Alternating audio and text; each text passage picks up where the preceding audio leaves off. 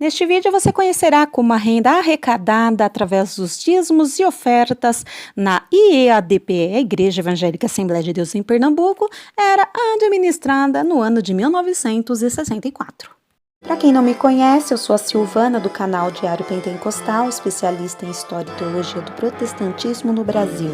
Se você ainda não é inscrito, se inscreve no canal, deixe seu curtir e compartilha com seus amigos para que mais gente conheça o canal.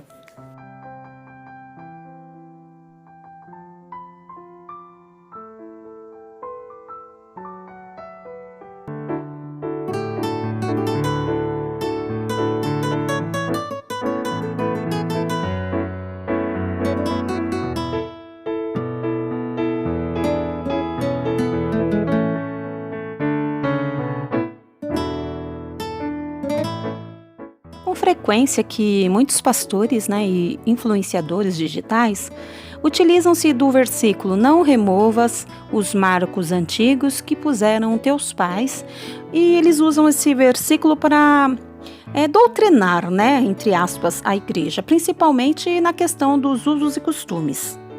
Neste vídeo, utilizarei esta mesma passagem ao apresentar como a renda arrecadada era administrada em 1964 na IEADPE e apresentada a prestação de contas ao público.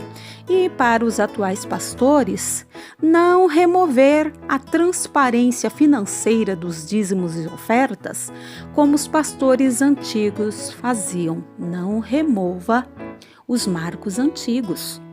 Para isso, utilizei uma publicação do jornal Mensageiro da Paz, segunda quinzena de dezembro de 1964, que tinha por título "Perfil da Assembleia de Deus no Recife".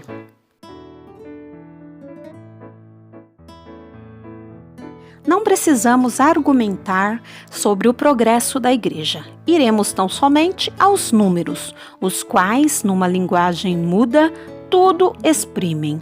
Atualmente, é presidente da igreja o consagrado servo de Deus, pastor José Amaro da Silva, que recebe cooperação de mais um pastor e 2 evangelistas. Esses abnegados trabalhadores da Seara prestam assistência contínua a 12.187 membros em comunhão, 31 de 8 de 1964, além de outros milhares de congregados, e realizam 272 cultos semanalmente, além de 60 escolas dominicais. Os crentes se reúnem em 40 templos e 35 salões. O templo central está situado à Rua Castro Alves 225, no bairro da Encruzilhada.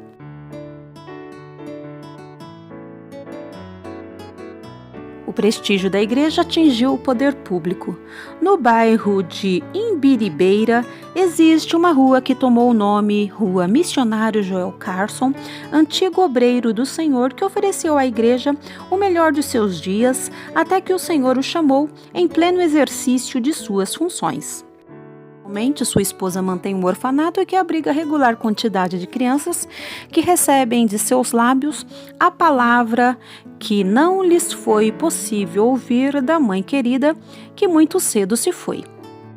Este sacerdócio completa a irmã Signe seu ministério aqui na terra, cercada do maior respeito e da melhor consideração da Assembleia de Deus na capital pernambucana.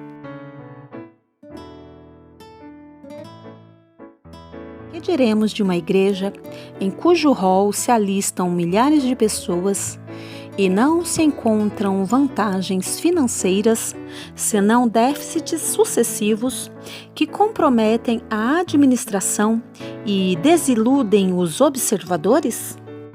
Tal não se dá, todavia, no Recife. Também em finanças, a igreja é grande. Eis alguns números.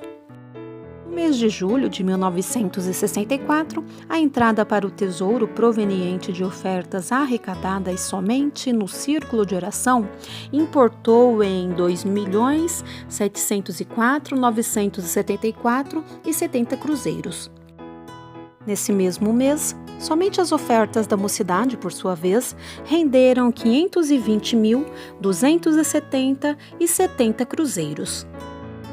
Portanto, antes que se pense algo inconveniente, diremos que a despesa média mensal da igreja, somente com evangelização, manutenção de obreiros e etc., ascende à cifra de 300 mil cruzeiros. Por especial deferência, foi nos dado observar o livro da tesouraria e ali constatarmos, por exemplo, que somente com escolas primárias, a igreja gasta mensalmente cerca de 300 mil cruzeiros.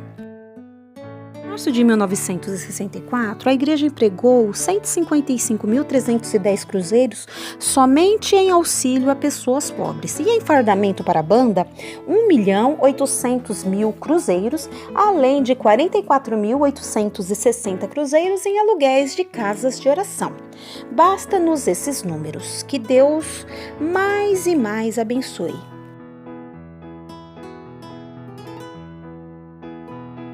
Para atender às necessidades ordinárias, possui a igreja um automóvel Aéreo Willys modelo 1963 para uso do pastor, um Jeep para igual finalidade e um caminhão Chevrolet novo.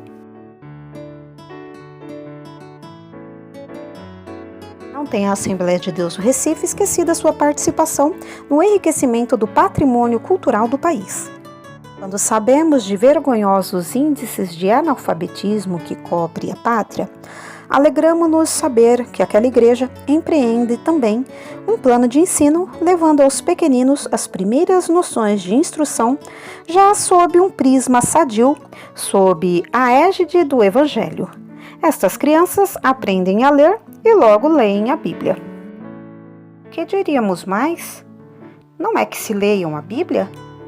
Pois a igreja no Recife mantém uma escola em funcionamento e outra em construção que a substituirá com vantagem no acampamento Biberibe. 72 são os alunos que aprendem o curso primário. Em Pina, a situação é idêntica. Outros 72 recebem instrução por professores abalizados e um prédio novo, mais amplo, não tardará a sair para melhor satisfazer as necessidades. Em Jordão funciona outra escola, e mais, no alto do Mandacaru, em Casa Amarela, num prédio de 12 por 7,5 metros, e também em Ibura. Manter este trabalho requer paciência, espírito dócil e incansável, isto é, que nunca falta ao ministério da Assembleia de Deus no Recife. E também aos abnegados professores que sabem estar desempenhando uma função árdua, mas relevante e muito preciosa. Ao todo, a igreja mantém 31 escolas primárias.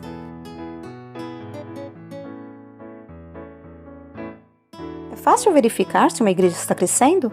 Sim, é muito fácil. Veja os planos que possui. Se nenhum plano existe, se nada pretende efetuar, se nenhum templo constrói ou vai construir, se nenhum missionário sustenta, então permita-nos dizer que tal igreja não está crescendo. Quanto à Assembleia de Deus no Recife, tem ela um plano de ação que honra sobremodo o nome excelso de Jesus. Se não, vejamos alguns dados. Casa Pastoral, situada à rua de Jalma Farias, orçada em 25 milhões de cruzeiros, em adiantado estado de construção. Templo Central, a Rua Doutor Palmares, ângulo com a Avenida Cruz Cabugá, com capacidade prevista para 5.000 pessoas sentadas, construção a ser efetuada em terreno que mede 56 por 103 metros, de propriedade da igreja. Templo na cidade do Cabo, pedra fundamental lançada em 6 de setembro de 1964. Cooperação atual com a obra missionária em Portugal e plano de envio de missionários ao exterior tão logo Deus os aponte. Templo no Jordão, inauguração prevista para outubro de 1964. Templo em Inajá, em pleno sertão pernambucano. Templo e casa pastoral em Lajeado, também no sertão. Templo e casa pastoral em Afogado do Ingazeiro, ainda no sertão. Templo e casa pastoral em Bodocó, templo e casa pastoral em Águas Belas.